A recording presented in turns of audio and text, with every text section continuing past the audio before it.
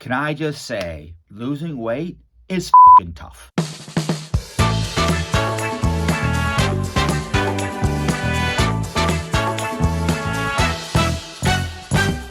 Hello, folks, and welcome back to my show. Yes, I have a bit of a weight loss rant. I have had problems losing weight my entire life. Over the last 6 years, I did lose weight because I was, training for marathons and ultra marathons and the over 30 different half marathons that I did. And it was great. I was really focused and that sort of thing. Now, after the ultra marathon, I stopped doing events. And ever since then, I started to gain weight. Now, I don't know if it was a draw of the medal at the end of an event or the anticipation of driving to an event that would motivate me, but I stopped doing them because I had done something that was incredible. So that's when I started rowing. Now, for the people that do watch my show, you may remember that about 3 months ago, I decided to do a rowing challenge. Now, the rowing challenge did have some rules. Now, for the people that don't remember the rules, here are those rules again. I'll be doing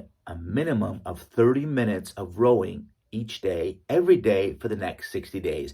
I will not have any fast food or takeaways over the next 60 days. The actual meals I have, I'll be very conscious of the nutritional value, and I'll be reducing the portion sizes of those meals. I will endeavor to get 5 full 90-minute sleep cycles per night, which is 7.5 hours of sleep a night, allowing my body to recover. Now, let me just say, this one was tough. So I spent the time on the rowing machine.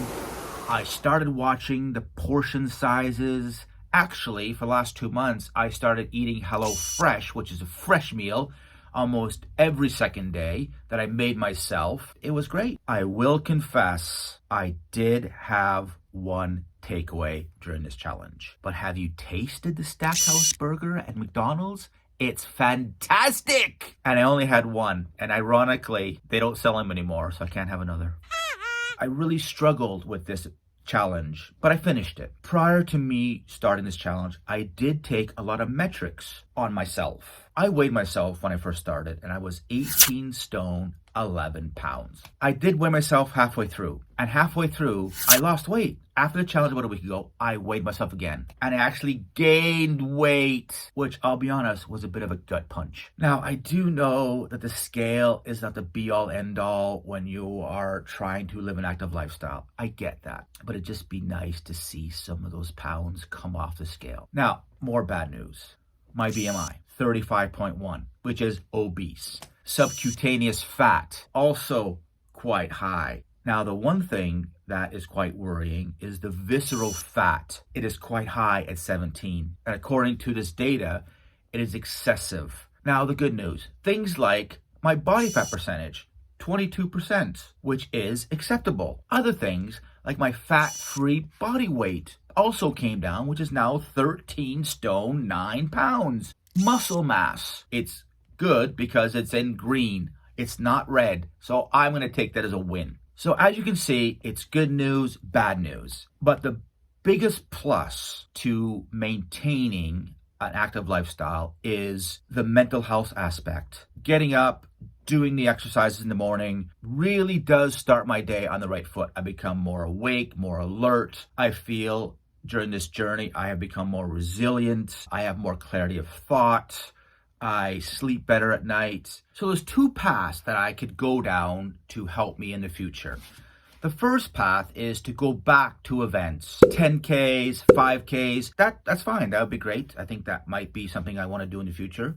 Now, the second path is a path I've never actually gone down before. It's the path of hiring a coach or a trainer, somebody just to confide in, somebody to hold me accountable, somebody who has the most current knowledge on what would take to help me lose weight. Now, people will say, well, that costs lots of money, Sean. Well, the thing is that people will spend a lot of money on themselves for bad things, cigarettes, booze. I spend money myself going to movies and takeaways and all that sort of thing. So if I take that money and then use it to help me live a better active lifestyle, I think that's an investment in myself. Now, motivation-wise, it is really important for me to live an active lifestyle. It's really important for me to be healthy so that I can be around my kids for a lot longer than I would without living an active lifestyle. But it's also important for my kids to see the impact of what living an active lifestyle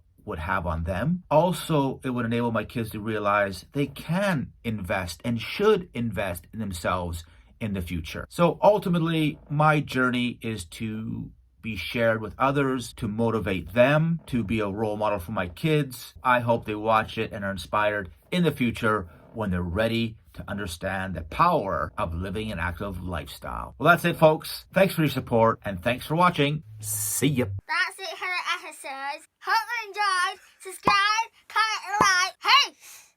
Hey! Peace out.